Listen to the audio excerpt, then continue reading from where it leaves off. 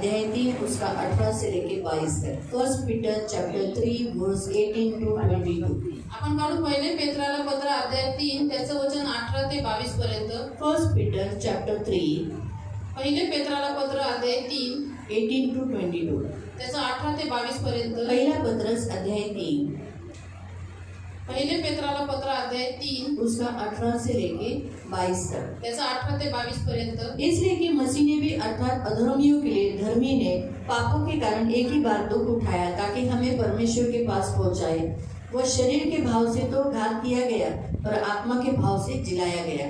उसी में उसने जाकर कैदी आत्माओं को प्रचार किया जिन्होंने उस बीते समय आज्ञा न मानी। जब परमेश्वर नूह के दिनों में धीरज धरकर ठहरा रहा, वह जहाज बना रहा था जिसमें बैठकर थोड़े लोग अर्थात 8 प्राणी पानी के द्वारा बचाए गए। उसी पानी का दृष्टांत अर्थात बपतिस्मा यीशु मसीह जो उठने के द्वारा अब तुम्हें बचाता है। इसे शरीर का मैल दूर करने का अर्थ नहीं परंतु शुद्ध विवेक से परमेश्वर के वश में हो जाने का अर्थ है। वह स्वर्ग पर जाकर परमेश्वर की दाहिनी ओर बैठ गया और स्वर्गदूत और अधिकारी और सामर्थी उसके अधीन किए गए। कारण आपल्याला देवाजवळ नेण्यासाठी ख्रिस्तानेही पापांबद्दल म्हणजे नीतिमान पुरुषाने अनीतिमान लोकांकरता एकदा मरण सोसले। तो देहरूपात जीवे मारला गेला आणि आत्म्यात जिवंत केला गेला। त्या आत्म्याच्या द्वारे त्याने जाऊन तुरुंगातील आत्म्यांना घोषणा केली। हे आत्मे म्हणजे पूर्वी नोहाच्या दिवसात तारू तयार होत असता देव सहन करत वाट पाहत होता त्यावेळी ज्यांनी त्याची आज्ञा अवमानली तेच हे होत। त्या तारवात केवळ 8 जण पाण्यातून वाचवण्यात आले। त्याच्या लाक्षणिक अर्थाने आता बाप्तिस्मा येशू ख्रिस्ताच्या पुनरुत्थानाच्या द्वारे तुमचे तारण करीत आहे। त्याचा अर्थ केवळ देहाचा मळ धुवून टाकणे नव्हे तर शुद्ध भावाने देवाचे ऐकणे असा आहे। तो येशू ख्रिस्त स्वर्गात गेला आणि आता देवाच्या उजवीकडे आहे। त्याच्या स्वाधीन देवदूत अधिकारी व सत्ताधीश हे ठेवले आहेत। हम प्रार्थना करें। पवित्र पवित्र करुणामय प्रेमी पिता प्रभु यीशु के नाम से प्रभु हम आपके सामने आते वचन की सेवा को आपके हाथों में देते। आपका वचन क्या ही सुंदर, क्या ही पवित्र, क्या ही शुद्ध है। इसलिए वचन हम ध्यान से सुनने के लिए और जो हम सुनते हुए पालन करने के लिए सहायता करना, वचन का अर्थ समझने के लिए मदद करना, यीशु के नाम से आमीन। Praise the Lord, hallelujah. प्रिय, हम यहाँ देखते हैं कि यीशु मसीह धर्मी होकर भी उसने क्या किया, अधर्मियों के लिए दुख उठाया और हमारे पापों के कारण मारा गया। प्रियनो, आपण इथं बघतो की प्रभू येशू हा नीतिमान असल्याने नीतिमान असून सुद्धा त्याने आपल्यासारख्या अनीतिमान लोकांसाठी दुःख उचललं आणि आपल्यासाठी तो मरण पावला। ये कौन कह रहा है? पतरस। आणि हे कोण म्हणतोय? पेत्र वो म्हणतोय। पतरस जो यीशु के साथ रहा, यीशु का शिष्य है, जिसके द्वारा कलीसिया का पहला पत्र चुना गया। आणि हा तो पेत्र आहे जो प्रभू येशूच्या सोबत राहिला, तो प्रभू येशूचा शिष्य आहे आणि मंडळीचा पहिला दगड म्हणून ह्याच पेत्राची निवड केली। प्रभु यीशु ने पतरस को कहा था कि मैं तुझ पर कलीसिया बनाऊंगा आणि प्रभू येशू पेत्राला म्हटलं होतं की मी तुझ्यावरती आपली मंडळी रचीन। और आज वो हमें वैसे ही प्रचार कर रहा है कि यीशु मसीह के बारे में बता रहा है। आणि तो आज आपल्याला असंच प्रचार करतोय आणि प्रभू येशू बद्दल सांगतोय। तो सबसे पहला पॉइंट वो क्या बता रहा है? यीशु धर्मी है। तर सगळ्यात पहिला मुद्दा तो काय सांगतो की प्रभू येशू नीतिमान आहे। धर्मी का मतलब क्या है? परमेश्वर की नजर में जो सही, वो व्यक्ति धर्मी। आणि नीतिमानचा अर्थ काय आहे की जो देवाच्या नजरेमध्ये योग्य आहे तोच व्यक्ती जैसे धर्मी आहे। परमेश्वर कहता है कि तू अच्छा है, तू सच्चा है, तू धर्मी है, वही व्यक्ति धर्मी। भले इंसान कितना भी बोलेगा ये धर्मी इंसान है, लेकिन वो पाप कर रहा है, दारू पी रहा है, रंगरेलिया कर रहा है, व्यभिचार कर रहा है, गंदे काम कर रहा है, वो धर्मी नहीं है। धर्मी कौन है? जो परमेश्वर के नजर में सही है। तभी वचन के अनुसार यहाँ हम क्या देखते हैं? यीशु धर्मी है और आज हम यीशु मसीह में धर्मी है। हम अच्छे हैं, हम परमेश्वर के अनुसार चलते हैं, पाप करते हैं ना, गलतियां किए हैं, बहुत सारे गलत काम किए, लेकिन आज यीशु धर्मी होने के कारण उसमें हम धर्मी हैं। आपको समझ में आ रहा है? अभी जैसे ये उंगली मेरी है तो मेरी है कह सकते हैं, तो हम यीशु में हैं तो हम भी धर्मी हैं। तो हम यीशु में धर्मी कैसे बने? उस पर विश्वास रखने के द्वारा। आणि आपण आपल्या प्रभू येशू बद्दल सांगितलेलं आहे की तो नीतिमान आहे। नीतिमान म्हणजे काय की देवाच्या दृष्टीने योग्य त्या गोष्टी करणं। जगातले लोक किती मनुष्याला नीतिमान म्हटले तरी सुद्धा देवाच्या दृष्टीने तो व्यक्ती नीतिमान पाहिजे। तर जसा येशू नीतिमान आहे, आज आपण विश्वासामध्ये त्याच्यामध्ये असल्यामुळे आपण नीतिमान करले जातो। हमने कोई धर्म के काम नहीं किए आणि आपण काही नीतिमत्वाची कामं नाही हम केली। बहुत अच्छे हैं करके हम धर्मी नहीं है, आणि आपण खूप चांगले आहोत म्हणून आपण नीतिमान आहोत असं नाही। परंतु पवित्र शास्त्र हमें कहता है विश्वास करने से, वो भी किस पर? यीशु मसीह पर विश्वास करने से हम धर्मी है। गलेशियंस गलतियों की पुस्तक अध्याय 3। क्योंकि इस पृथ्वी पर कोई भी अच्छे काम कर अच्छा जीवन जीकर कोई धर्मी नहीं बन सकता। आणि या क्योंकि सबने पाप किया है, सब पापी है। या पृथ्वीवर कोणी चांगले कामं करून नीतिमान बनू शकत नाही, कारण की वचन सांगतं सर्व मनुष्य पापी, ते सर्वांनी पाप सबने केले पाप किया और परमेश्वर की महिमा से दूर है। आणि सर्वांनी पाप केलेलं आहे, ते देवाच्या गौरवापासून तो दूर फिर गेलेले आज आहेत. हमें धर्मी परमेश्वर क्यों कहता है? तर देव आज आपल्या नीतिमान का आपको धर्मी म्हणतो? कहा है? तुम्हाला जर तुम्हाला परमेश्वर आपको धर्मी कहता है? देव तुम्हाला नीतिमान म्हणतो? हाँ? कहता है ना? गर्व से बोलो ना। एटलीस्ट अधर्मी तो नहीं बोला। आणि आपला तो अधर्मी पापी परमेश्वर नाही ने उस म्हटला. व्यक्ति को क्या बोला? हे दुष्ट, हे अधर्मी, हे कुकर्मी, ऐसा बोला ना। एटलीस्ट हमें तो ऐसा नहीं सुनने को मिलेगा, है ना? तो हमें परमेश्वर धर्मी कहता है। बोले आज संसार के लोग हमें कुछ भी बोलते हैं, अरे बेवड़ी, बेवड़ा, अरे गंदा, पापी, ऐसा बोलते होगे? नहीं बोलते होगे? हमारा भूतकाल सबको मालूम होगा, जिनको मालूम होगा वो लोग तो क्या क्या बोलते होगे ना। लेकिन परमेश्वर हमें क्या कहता है? धर्मी। वो भी क्यों धर्मी कहता है? वहां दिया है 3 अध्याय, गलेशियंस 3 और उसका 24। आणि गलती करायचं पत्र अध्याय 3 त्याचं वचन 24. गलेशियंस 3:24। यावरून आपण विश्वासाने नीतिमान ठरवले जावे. बस क्या लिखा है? इसलिए व्यवस्था मसीह तक पहुंचाने के लिए हमें शिक्षक हुई। क्या लिखा है? व्यवस्था यानी वचन मसीह तक पहुंचाने के लिए हमारे लिए क्या बनी? टीचर बनी। आज वचन हमारा टीचर है। शिक्षक यानी कौन? टीचर है। कि वह हमें विश्वास से क्या करता है? धर्मी। आज ये वचन जो हमारा न्याय करने वाला है ना। यीशु ने क्या कहा? मैं तुम्हारा न्याय, मैं इस जगत का न्याय।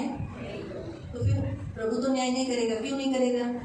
का प्रभू आपला न्याय नाही करणार? बताओ, प्रभु यीशु हमारा न्याय क्यों नहीं करेगा? आणि प्रभू यीशु आपला न्याय का नाही करणार?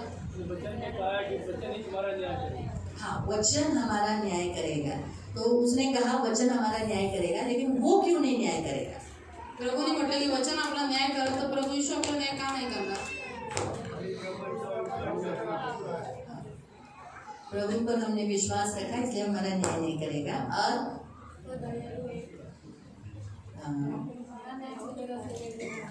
हाँ, आपण चुकलो पण असेल ना तरी तो काय म्हणेल? जाऊन दे, यार। अगर आपके बच्चे गलती किए, आप उन्हें घर से बाहर निकाल देते हो, आप क्या बोलते हो? ठीक है, जान दे। सॉरी बोला तो आप क्या कर लेते हो? घर में ले लेते हो ना?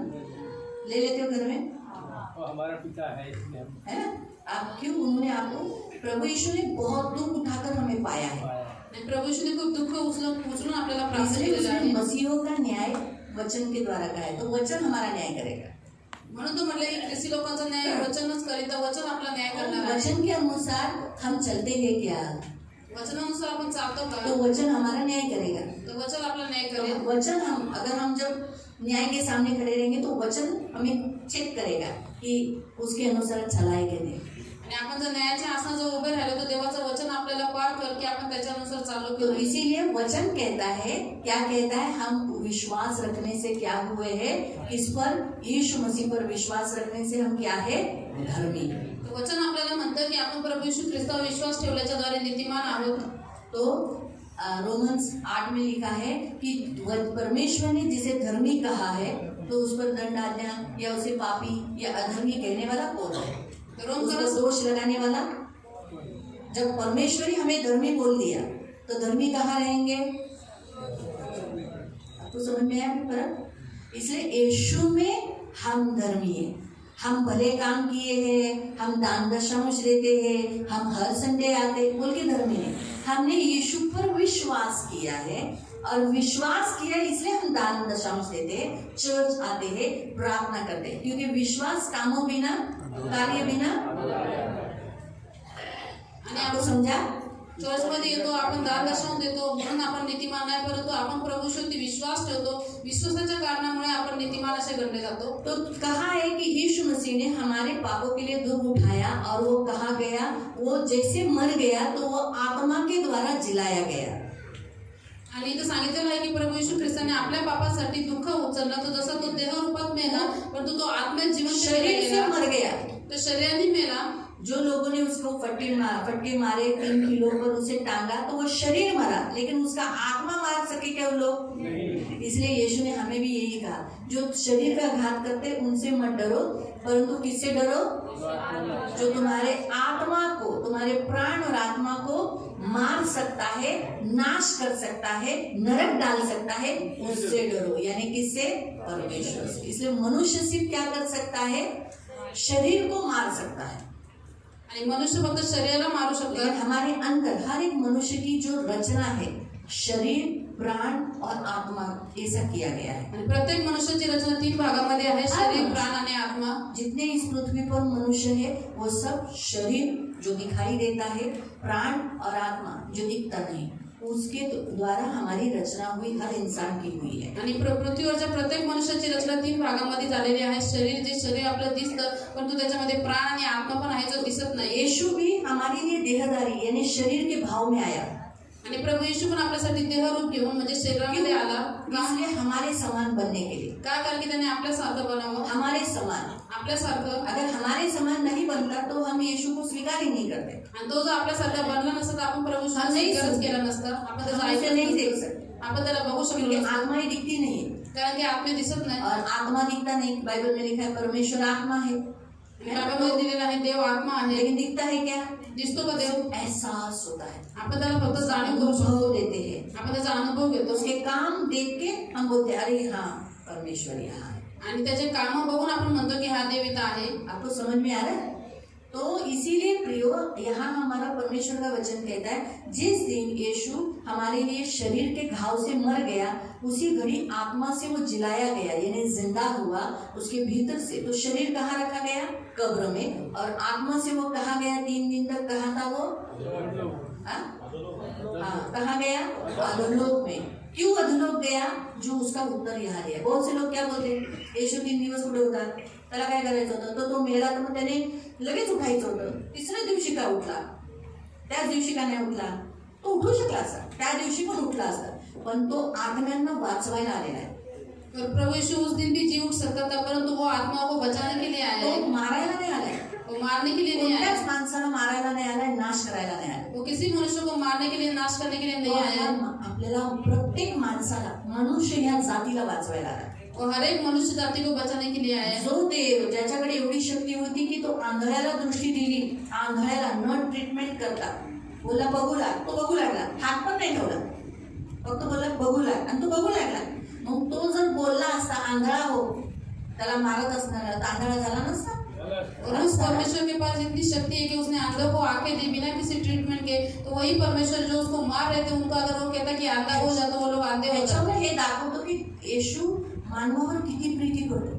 और इससे ये प्रकट होता है कि प्रभु यीशु मनुष्य पर कितना प्रेम करता है. म्हणून त्याला त्या नोहाच्या काळातल्या माणसांना ज्यांना सुवार्ता मिळाली नाही त्यांना सुवार्ता देण्यासाठी येशू 3 दिवस अधोलोकात होता. और नूह के समय पे जिन लोगों को, जिन मनुष्यों को सुसमाचार नहीं मालूम था उनको सुसमाचार देने के लिए प्रभु यीशु 3 दिन तक अधोलोक में था. 19व्या वचनात लिहिलेलं आहे.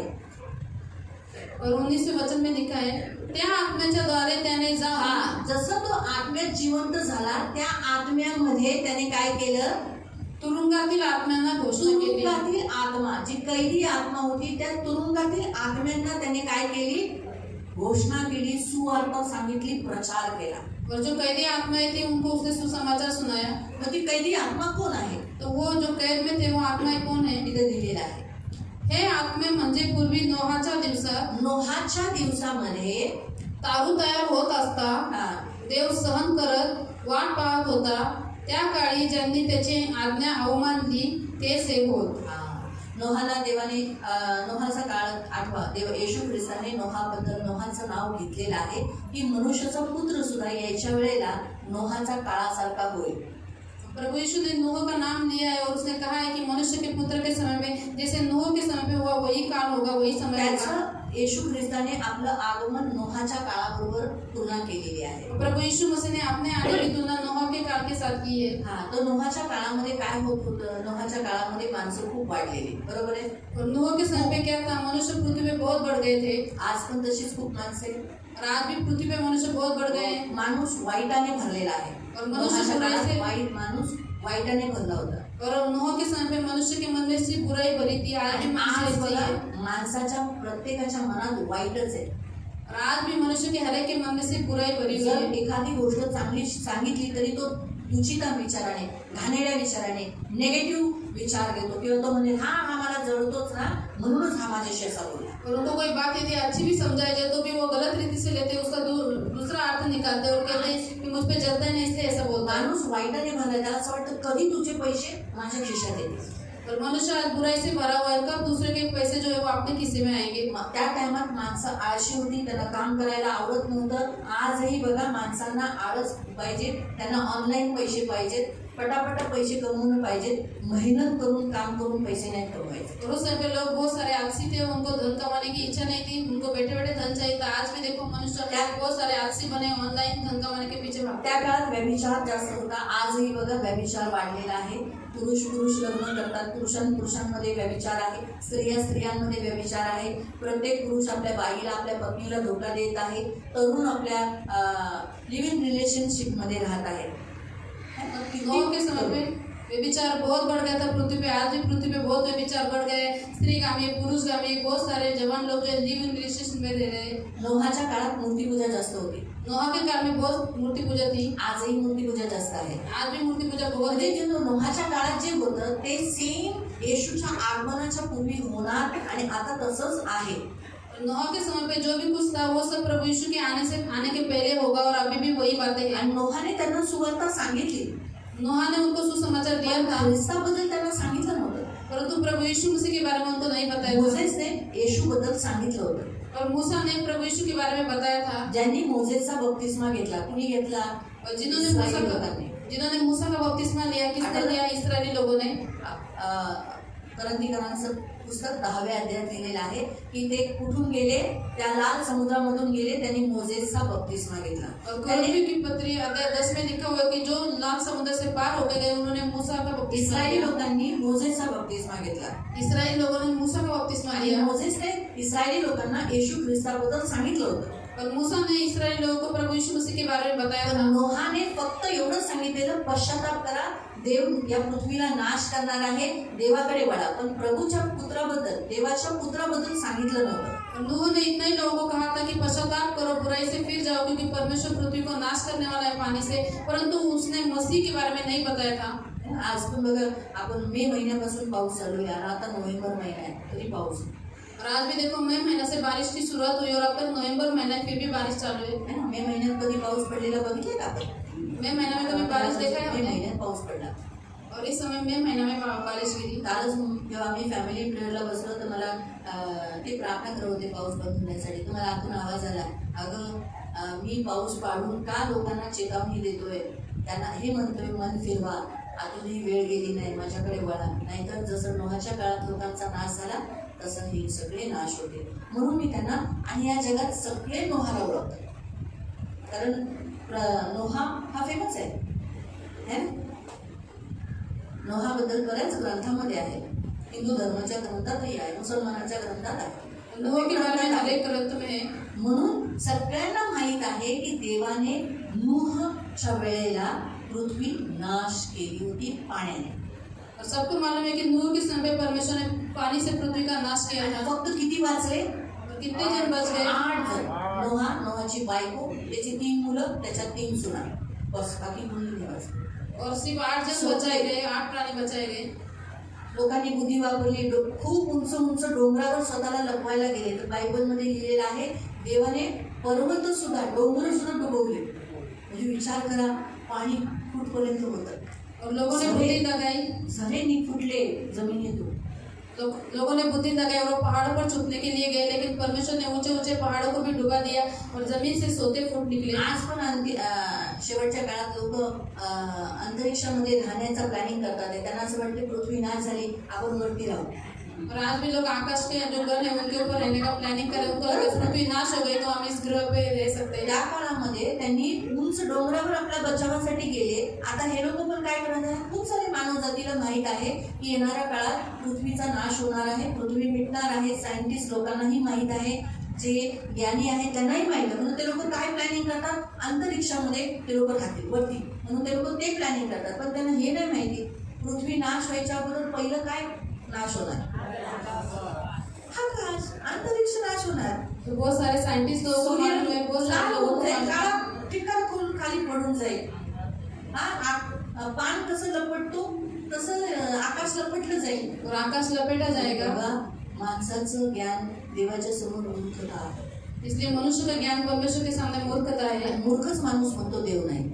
और जो मूर्ख है वही कहते हैं परमेश्वर नहीं है. जेव्हा की जो बुद्धिमान असतो तो समजतो की देव आहे. और जो बुद्धिमान है वो कहता है कि परमेश्वर है. म्हणून प्रियानो, त्या आत्म्यांना जे त्या काळामध्ये वारले, त्या पाण्यात डुबून गेले, त्या आत्म्यांना जाऊन येशू ख्रिस्ताने काय केलं? सुवार्ता सांगितली. त्यांना सांगितलं मी देवाचा पुत्र आहे, मी तुमच्यासाठी आलेला आहे, मी तारणार आहे. आता मला सांगा, किती लोकांनी विश्वास ठेवला असेल, किती लोकांनी नाही? और उस समय की जो आत्माएं जो नरक में चले गई उनको जाके प्रभु ने सुसमाचार सुनाया कि मैं परमेश्वर का पुत्र हूँ, तुम्हें उद्धार देने के लिए आया हूँ. तो मुझे बताइए कितने लोगों ने विश्वास रखा होगा प्रभु पे. त्याच्यासाठी एक छान उदाहरण आहे येशूचं क्रूसाचं. उसके लिए एक अच्छा उदाहरण है प्रभु यीशु मसीह का क्रूस, है ना. येशू जेव्हा क्रूसावर होता, एक डाकू इथं होता, एक डाकू आठवलं. म्हणून लक्षात ठेवा, तुमच्या घरातला कितीही व्यक्ती किती पापी असेल, येशूकडे येत नसेल, चर्चला येत नसेल, तो मरायच्या शेवटची श्वास घेईपर्यंत आशा ठेवा की त्याचं तारण होऊ शकतं. का? कारण देवाने येशू ख्रिस्ताने त्या डाकूला लास्ट मुवमेंटला वाचवलं. तो येशू माझ्याही लोकांना वाचवू शकतो. और आपके घर के लोग कितने भी बुरे हो, कितने भी पापों में फंसे हुए हो, फिर भी आशा रखो कि अंत के समय में जिस डाकू को प्रभु यीशु ने बचाया वही मेरे लोगों को भी बचा सकता हा डाकू चांगला माणूस होता का? है. ये डाकू अच्छा था क्या? नाही, तो चांगला नव्हता. शायद तुमचे घरचे, माझे घरचे चांगले नसतील, और शायद आपके और मेरे घर के अच्छे नहीं होंगे. पण तो शेवटच्या क्षणाला का असेना तो येशूला म्हणेल, येशू तुझ्या राज्यात माझा स्वीकार कर, माझी आठवण ठेव. झालं. कुठे गेला तो? तसंच तुमचं पण लोक असेच जाते. माझ्या आई नाही का गेली? और अंत के समय में यदि उन्होंने पश्चाताप किया और कहा प्रभु मुझे क्षमा कर और मेरे आत्मा का स्वीकार कर, तो प्रभु उनको स्वर्ग में ही देगा. नक्की देईल. जरूर देगा. आपल्या लोकांना असं पापात बघून अशी आशा सोडू नका. हा बदले. इसलिए अपने लोगों को पापों में पड़ा हुआ देखकर आशा मत छोड़ो कि ये नहीं बदल बदली सकता. नाही. ऐसा कभी मत करो. होऊ शकतो, तो बदली होऊ शकतो. जर डाकू बदली होऊ शकतो, तो बदली होऊ शकतो. अगर डाकू चेंज हो सकता है तो आपका व्यक्ति भी चेंज हो सकता है. जेव्हा येशू क्रूसावर लटकला होता, दुःख उचलत होता, यातनेमध्ये होता, तर तो डाकू म्हणाला, तू देवाचा पुत्र आहे ना, स्वतःला वाचव, मलाही वाचव. असेच बरेच जण आहे ना, त्या जेव्हा लोकांना सांगितलं असेल ना अधोलोकात, मी देवाचा पुत्र आहे, मी तुम्हाला वाचवायला आलो आहे, तर तिकडचे बरेच आत्मे जे कैदी असतील ते काय बोलले असतील?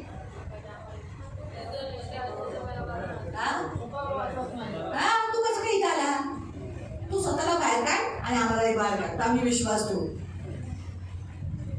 आणि काही एक डाकू काय बोलला, हे तुला माहिती नाही, आपण तर आपल्या पापाची शिक्षा भोगत आहोत, आपण जे केलं त्याची शिक्षा आपल्याला मिळत, पण ह्याने काहीही केलं नाही. हे प्रभू, तू जेव्हा तुझ्या राज्यात येशील तर माझी आठवण ठेव. एक डाकू असा बोलला ना. और एक डाकू ने पश्चाताप किया और कहा कि हम तो हमारी गलती की शिक्षा भोग रहे, परंतु इसने तो कुछ भी नहीं किया. इसलिए प्रभु तू तेरे राज्य में आएगा तो मेरी स्तुति. येशू काय बोलला? प्रभु यीशु ने क्या कहा? हे डाकू हट, असं बोलला. उसने कहा कि ये डाकू इधर से निकल जा. काय बोलला?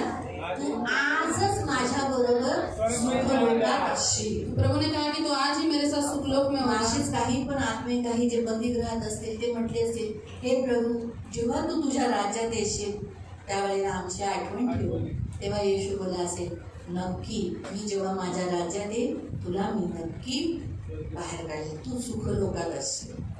म्हणून बऱ्याच आत्म्यांनी नकारलं असेल, बऱ्याच आत्म्यांनी स्वीकारलं असेल. आज बघा जगामध्ये बरेच जण येशूला मानतात, बरेच जण येशूला बहुत सी आत्माओं प्रभु का स्वीकार किया और बहुत सी आत्माओं ने प्रभु को नहीं स्वीकार किया. आज भी संसार में बहुत से लोग प्रभु को मानते और बहुत से लोग प्रभु को ठुकराते हैं. म्हणून इथं लिहिलेलं आहे की येशू तिथे 3 दिवस तिथं गेलेला आणि तिथं त्यांना सुवार्ता सांगितली.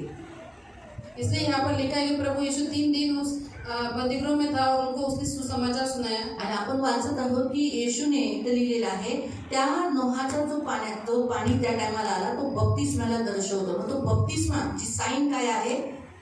येशू ख्रिस्ताचं उठणं.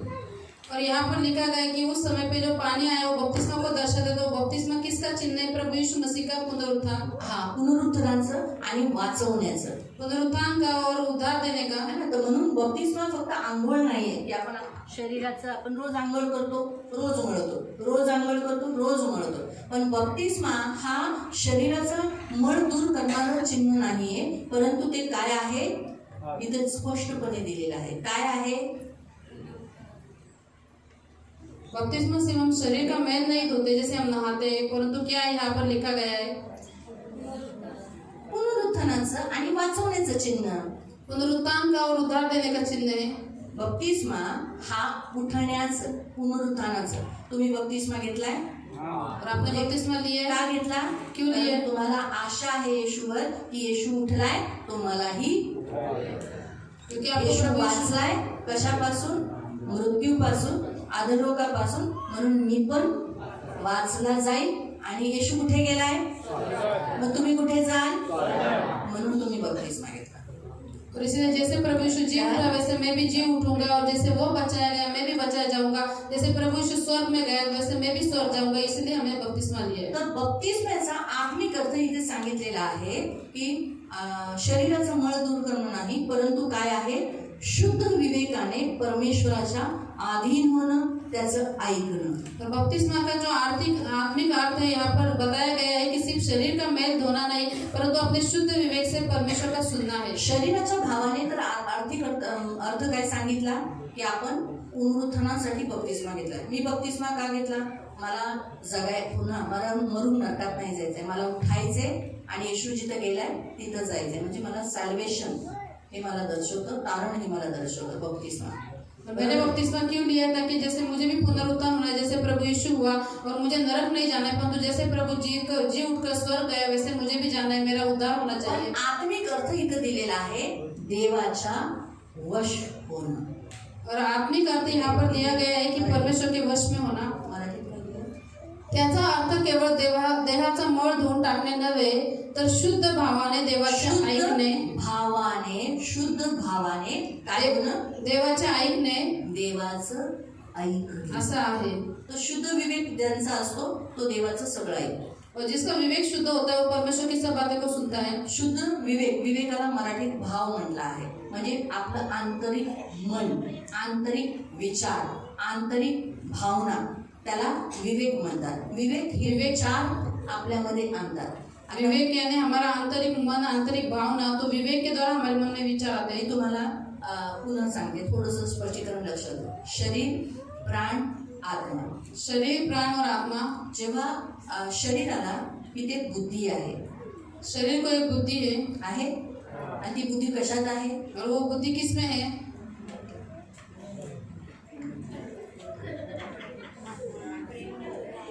एकदा आहे ना, एका मुलीला एक त्याचा फ्रेंड असा बोलला की देव नाही.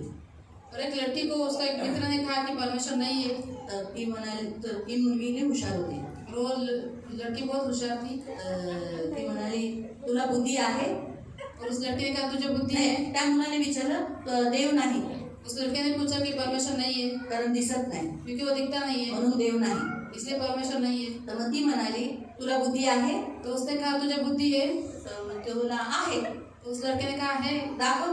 तो बोली दिखा. तुला दिसत नाही. तो उसने कहा दिखती नहीं है. तो बोला मग बुद्धी नाही तुला. अगर दिखती नहीं तो तुझे बुद्धि नहीं है. मुलगा शॉक झाला. त्याने येशू ख्रिस्ताला ग्रहण केलं शाळेमध्ये गॉस्पल देताना. वो लड़का शॉक हो गया और उसने प्रभु का स्वीकार किया. तर बुद्धी आपले कुठे आहे? और बुद्धि कहाँ पर है? सांगा. मेंदूमध्ये आहे. सायन्स सांगतं कुठे आहे? कुठे आहे? मेंदू. पण मेंदू जर चिरफाड केला तर बुद्धी दिसते? तर बुद्धी देवाकडून आहे. बुद्धि परमेश्वर की ओर से है. त्या बुद्धी आपल्याला शरीरामध्ये सांगते काय? आपला मेंदू आपल्याला चालना देतो, बुद्धी देतो. कोण? अरे हा सुकुमार भाऊ, हा कपिल भाऊ, हा संतोष भाऊ, हा प्रथम. नाही, प्रणाम. मग बुद्धी कन्फ्यूज होती माझी. कोण आहे हा? प्रथम प्रणाम, प्रथम प्रणाम. कळालं? तर बुद्धी ओळख दाखवते, योग्य अयोग्य. और बुद्धि हमें पहचान दिखाती है, योग्य बातें क्या है और अयोग्य बातें क्या है. कळालं तुम्हाला अर्थ?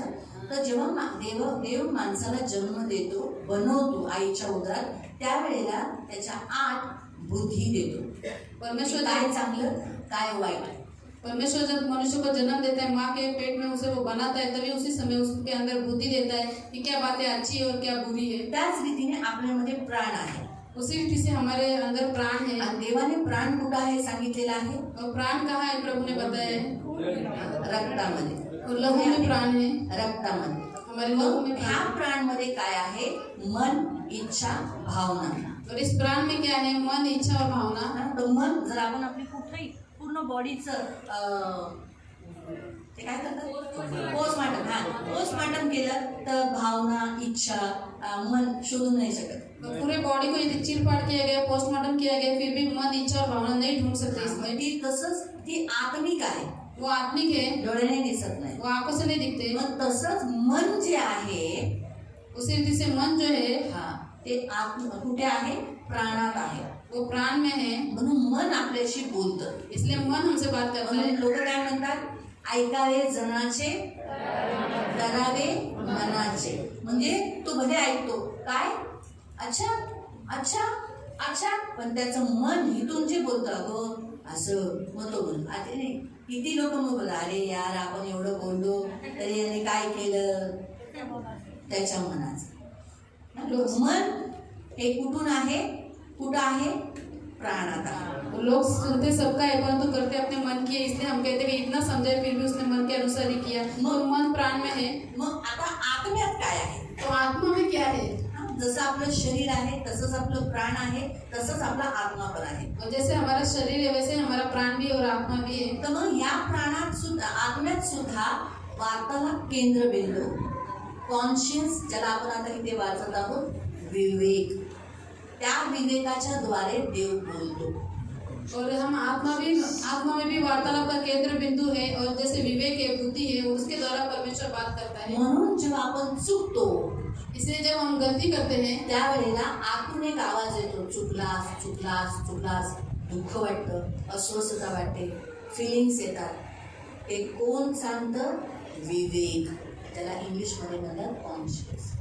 और जब हम गलती करते तो हमारे अंदर से आवाज आती है कि तूने गलत किया है, और इसीलिए हम दुखी हो जाते हैं, नाराज हो जाते हैं. तो ये बातें कौन हमें बताता है? हमारा विवेक हमें बताता है. तो विवेक आहे. तसं मी तुम्हाला एक छोटंसं उदाहरण सांगते. मी तुम्हाला छोटंसं उदाहरण सांगते. बिल्डिंग एखादी म्हणजे मोठी, आता आपल्या इथे तसं नाहीये, पण बाहेर गावी मी तुम्हाला सांगते, जेव्हा बिल्डिंग किंवा घर बांधलं जातं, बाहर गांव में जब बिल्डिंग या फिर घर बनाया जाता है, हा, त्याच्यामध्ये ते लोक एक यंत्र बसवतात, एक मशीन लावतात की जर धूर झाला तर त्या धुराला ती मशीन टच झाली की ती काय करते? अलार्म वाजवते, आग लागली आग लागली आग लागली आग लागली. मग घरातले सगळे काय करतात? बिल्डिंग मधले सगळे काय करतात? पळायला लागतात, बाहेर निघतात. और वो ऐसी मशीन, कशामुळे? त्या यंत्रामुळे. वो मशीन ऐसा बैठाते हैं कि उसको यदि धुएं ने स्पर्श किया तो मशीन से आवाज आता है, इसलिए सब लोग अलर्ट हो जाते हैं और वो बाहर निकलते हैं. मग तसंच आहे ना, आपला विवेक सुद्धा आहे ना, शुद्ध विवेक आहे. शुद्ध तो काय करतो? आपण जेव्हा चुकतो त्यावेळेला तो आपल्याला काय करतो? अलार्म देतो, आपल्यामध्ये बोलतो चुकला चुकला. हे देवाने दिलेलं आहे. म्हणून आपल्याला मध्ये तो सारखा सांगतो, हे चुकलंच, हे तू नव्हतं करायला पाहिजे होतं, हे तू तुझ्या पत्नीबरोबर वागलास, तुझ्या बायकोबरोबर वागलास, तुझ्या आईबरोबर वागलास, हे नव्हतं करायला पाहिजे. हे आपल्या आतमध्ये विवेक सांगत असतो, चुकला चुकला. आपण म्हणतो, आपण विवेक नाही बोलत, आपण काय म्हणतो? मन. मेरा मन आहे ना राजेनी हो रहा है, मेरा मन मुझे खा रहा है. आपण काय करतो? त्या विवेकाला दुसरं नाव दिलेलं आहे मन. बस बोलणं चूक नाहीये, कारण मन आणि विवेक, प्राण आणि आत्मा हे काय आहे? जोडलेलेच आहे. तो जब हम गलती करते तो हमारा विवेक हमें कहता है तूने गलत किया, तेरे पत्नी के साथ, तेरे माँ के साथ तूने ऐसा व्यवहार नहीं करना चाहिए था. लेकिन हमें क्या लगता है? हम कहते हैं कि हमारा मन हमें दोषी ठहराता है, हमारा मन अंदर से बात करता है, परंतु वो दोनों में एक दूसरे से जुड़े हुए प्राण और आत्मा. म्हणून प्रियांनो, हे जे विवेक आहे, हा इथे देव आपल्याशी बोलतो, आपल्याशी कनेक्टेड होतो, आपल्याबरोबर काय अयोग्य काय योग्य ह्याचा निर्णय घेण्यासाठी तो मदत करतो. इसलिए जो विवेक है यहाँ पे परमेश्वर हमसे बात करता है, हमसे वो ज्वाइंट होता है और क्या योग्य और क्या अयोग्य है इन बातों का निर्णय लेने के लिए हमें सहायता त्याचे मी करता है। 2-3 तुम्हाला उदाहरण सांगते. एक आहे आदम. उसके 2-3 उदाहरण मैं आपको बताती हूँ. सबसे पहला है आदम. आदम आणि हव्वा जेव्हा आदमच्या वाटिकेत होते त्यांना कपडे नव्हते, पण त्यांना कधी असं वाटलं की ते नग्न आहेत.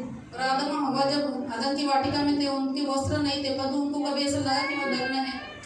पण जसं त्यांनी पाप केलं त्यांच्या विवेकाने त्यांना काय केलं, जागरूक केलं, अरे मी नग्न आहे.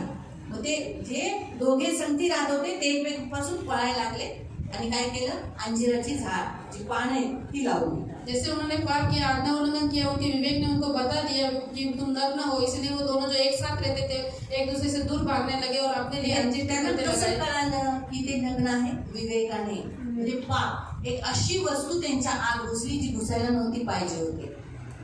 कळालं तुम्हाला अर्थ? हे थोडंसं ऐका, नंतर आपण जाऊ. आजचं जे मुख्य वचन आहे त्याच्यावर थोडंसं जाऊ. म्हणजे दाविदाने जेव्हा बैतसदा बरोबर व्यभिचार केला, और दावीद ने जब बेतशेबा के साथ व्यभिचार किया, पण जेव्हा ती चूक त्याच्या आत आली तेव्हा त्याला काय झालं, अस्वस्थता झाली. जब वो गलती उसके अंदर आई तो उसको अस्वस्थ होने लगा. म्हणून भजन संगीता 32 त्याच्यासाठीच 51 त्याच्यासाठीच त्यांनी लिहिलेलं आहे. इसलिए भजन संहिता 32 और 51 उसने उसी के लिए लिखा है. त्याने ते दुःख सांगितलं की त्याला काय होतं ते, त्या फिलिंग्स त्याला आतमध्ये त्या फिलिंग्स होतात, ते त्याला दुःखाची जाणीव होते की तो तडपतोय का, कारण त्याचा विवेक शुद्ध नाही राहिला, अशुद्ध झालाय. और उसने वो अपना दुख बताया कि पाप करने के बाद उसको क्या हुआ, वो सिर्फ भावनाएं आई, वो तड़प रहा था. क्यों ऐसा हुआ? क्योंकि उसका विवेक शुद्ध नहीं था, परंतु अशुद्ध हो चुका था. म्हणून ह्यासाठीच काही गोष्टी, या गोष्टीसाठी की विवेक हा खूप इम्पॉर्टंट आहे. आणि देवाची इच्छा आहे की पत्रसच्या द्वारे देवाचा आत्मा सांगतो, आज तुम्ही आणि मी बप्तिस्मा घेतलाय. तर त्याचा अर्थ असा आहे की विवेकाने, शुद्ध विवेकाने त्याचं ऐकणं. पुन्हा 30 लाईन वाच पेत्राच्या पुस्तकातली.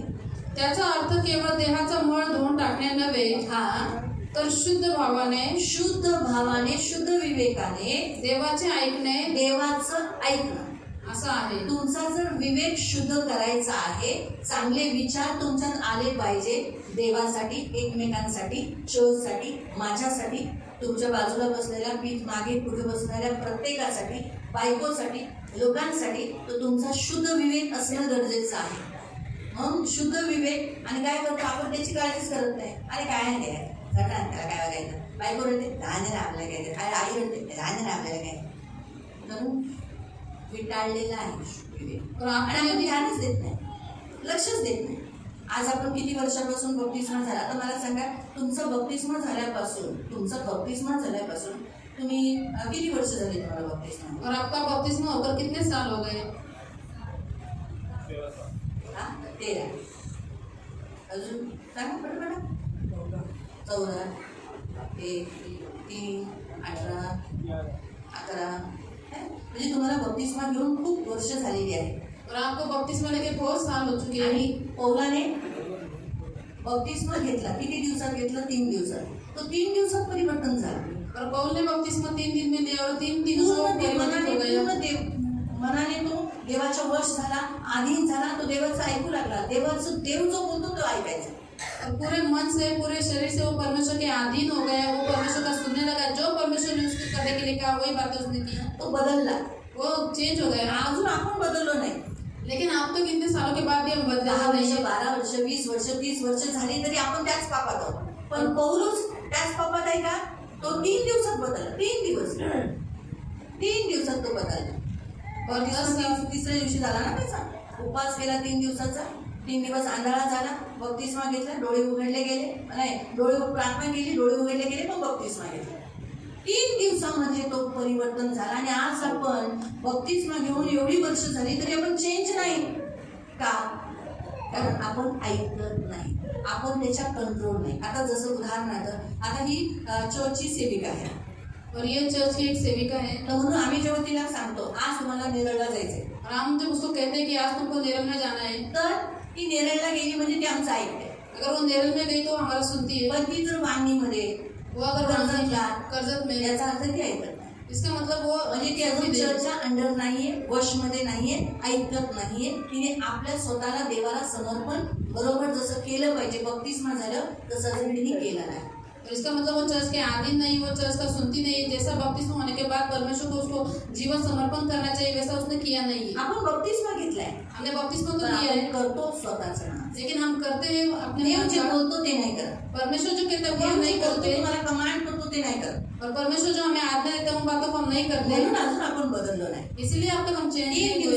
3 दिवसाचा जो पौल चेंज झाला, कारण का त्याने ऐकलं तसंच केलं. पण आपण एवढ्या वर्षापासून ऐकतो हे नाही करायचं, हे नाही करायचं, हे करायचं, हे करायचं. आपण नाही, मी माझं लाईफ आहे, माझं जीवन. कारण आपण अजूनपर्यंत बप्तिस्मा तर घेतलाय पण अजून त्याच्या पूर्ण वशमध्ये नाही झालं. और पौल 3 ही दिन में चेंज हो गया। क्यों? क्योंकि उसने जो परमेश्वर ने कहा वैसा उसने किया। परंतु अब तक इतना साल हो गया बपतिस्मा लेके, फिर भी हम लोग बदले नहीं, हम में कोई परिवर्तन नहीं है। क्यों हुआ?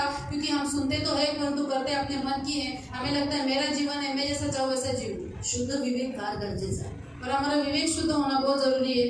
कारण शुद्ध विवेक असेल तर काय होईल, देवाबरोबर शांती राहील. अगर हमारा विवेक शुद्ध होगा तो परमेश्वर के साथ हमारी शांति रहेगी। आपण देवाला दुखवणार नाही. हम परमेश्वर को दुखाएंगे नहीं। देव आपल्यापासून खुश असेल, आपल्यामध्ये भीती नसणार. मग मी स्वर्गात जाणार नाही, काय माहिती. तुम्हाला कुठेतरी अशी भीती वाटते का मी नरकात जाईल. और परमेश्वर यदि हमसे संतुष्ट होगा तो हमें कोई डर नहीं होगा कि मैं कहाँ जाऊंगा। आपको ऐसा डर लगता है कि मैं नरक जाऊंगा? कारण कुठेतरी आपलं नातं बिघडलेलं आहे, आपण कुठेतरी चुका करतो म्हणून आपल्याला वाटतं अयो मी राहिलो तर. पण आपण प्रभू मला उचला, मला देऊ नको, हा प्रभू मला उचला. कहीं ना कहीं हमारा रिश्ता परमेश्वर के साथ बिगड़ा हुआ। क्यों? हमारी गलतियों के कारण। इसलिए हमें डर रहता है कि मैं रहा तो रैप्चर नहीं हुआ, तो इसलिए विनती करते प्रभु मुझे उठा ले। शुद्ध विवेक देवाला खुश करतो. और जो शुद्ध विवेक है वो परमेश्वर को संतुष्ट करता है। म्हणून बघा देव जे बोलला ते येशूने केलं, म्हणून त्याचा शुद्ध विवेकाने त्याला कुठं जाऊन बसवलं. बघा तिथं दिलं शेवटची लाईन 22वं वचन. तो येशू ख्रिस्त स्वर्गात गेला। तो येशू ख्रिस्त कुठे गेला? कुठे गेला? त्याचं स्वर्ग तर लय मोठे, या पृथ्वीपेक्षाही मोठे. ही पृथ्वी तुम्हाला दिसते ना, असं नका समजू की एक छोटासा रूम आहे आणि त्या रूम मध्ये आपणच आहोत. नाही, खूप लोक आहेत. पृथ्वी किती लोक आहेत? खूप आहेत ना. तितकेच लोक आहेत स्वर्गात. तर स्वर्गात खूप मोठे स्वर्ग. फक्त एवढंच आहे, इथं रस्ता कशाचा आहे? तिथं कशाचा असेल? सोन्याचा. इथे आंब्याचं झाड आंबाच देतो, बरोबर आहे. तिथे 12 माही फळं, सगळी वेगवेगळ्या प्रकारची फळं देईल, पण 12 महिना.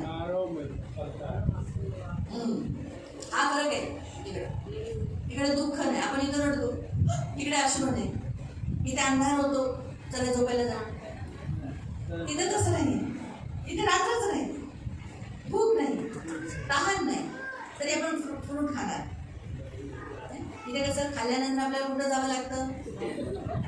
लॅट्रिनला जावं लागतं. हा प्रश्न मी केलेला. मी पण माणूस आहे ना, माझे खूप सारे विचार येतात.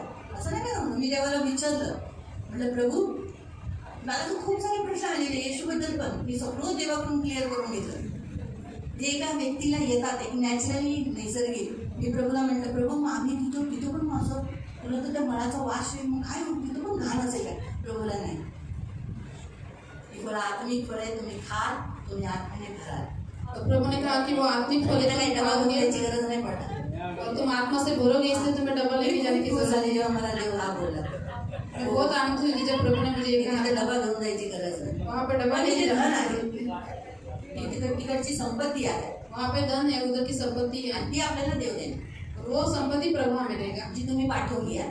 जो आपने ऊपर भेजी है। स्पेशल प्रभू आपल्या खिशातून नाही देणार. तो प्रभु अपने किसी से नहीं देगा। तुम्ही पाठवली आहे ना, आपने भेजा है ना संपत्ति, पाठवली आहे, भेजा है आपने, मग ती तुम्हाला वरती भेटणार. तो वो आपको ऊपर मिलेगी। किती पटीने, कितना किती व्याज आहे तुम्हाला? कितना पट मिलेगा? काहींना 30 आहे, उसको 30 है, काहींना 60, आणि काहींना उसको 100 कुणाला, 100 कुणाला. तो 100 गुना किसको मिलेगा? अरे हात वर करा ना, 100 मला. और हमें 100 गुना मिलेगा।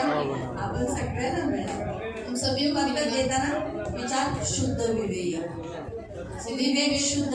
असा विचार नाही आला पाहिजे की अरे मी का देऊ हे एनवलप, असा नाही.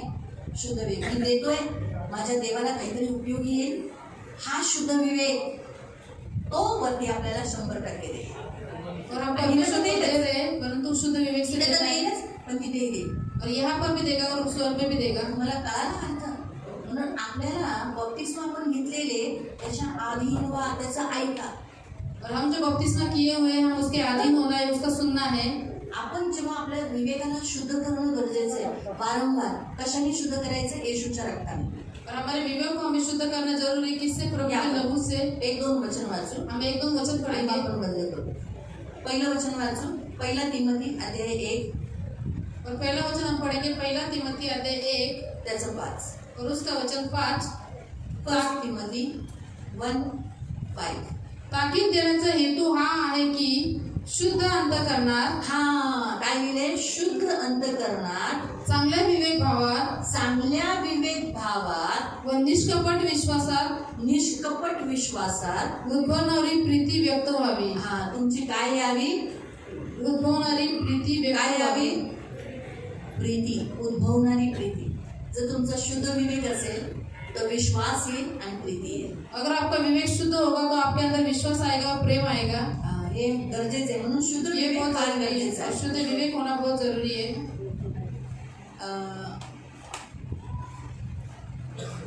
वाचू. तिमोथीच्याच पुस्तकात आहे ना, तो 1:19 वाचा. और तिमोथी को पत्री अध्याय 1 उसका वचन 19. विश्वास व चांगला विवेक भाव धर. हा विश्वास आणि चांगला विवेक भाव धर, म्हणजे तुझं शुद्ध विवेक कर.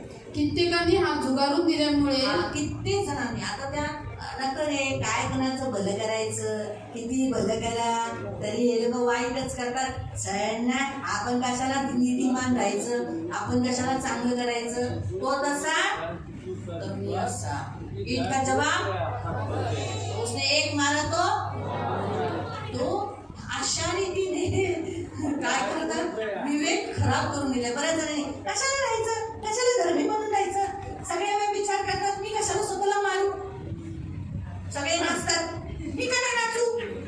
सगळे उड्या मारतात, मी पण उड्या मारतो. सोडून दिला. बहुत सारे लोगों ने अपने विवेक को अशुद्ध कर दिया है सोडून दिलाय चांगलं राहणं. और अच्छा रहना उन्होंने छोड़ दिया है. म्हणून कोणालाही नाचू. कित्येकांनी हात झुगारून दिल्यामुळे त्यांचे विश्वास रूपी तारू फुटले. हा त्यांचा विश्वास रूपी तारू जहाज. एवढ्या वर्षापासून ख्रिस्तात त्यांनी जे कामं केली है ना, जसं नोहाने जहाज बनवला. किती वर्ष लागली त्याला जहाज बनवायला? नोह को जहाज बनाने के लिए कितने साल लगे? 120 साल लगा है ना. तो वो साल बनाते समय इतना मेहनत. आपको आप अभी मसीह में कितने साल हो? आता तुम्ही ख्रिस्तात किती वर्षापासून आहात? 12, 20, 25, 30. सही है. वो जहाज छूट गया विवेक शुद्ध न रखने के कारण, छोड़ने के कारण. इसीलिए अपने विवेक को संभालो.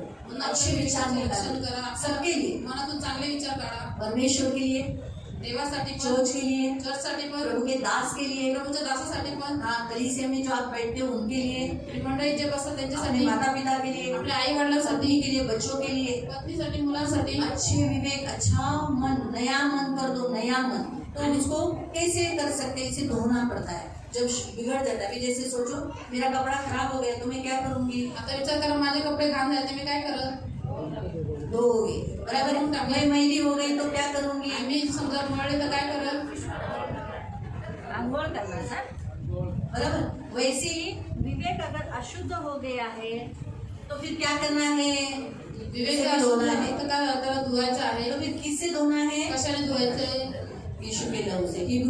इब्रानियों की पुस्तक अध्याय 9 पुस्तक 14. इब्रिकांस पत्र अध्याय 9 त्याचं वचन 14. हिब्रू अध्याय 9 इब्री लोकांस पत्र अध्याय 9 पुस्तक 14. त्याचं वचन 14.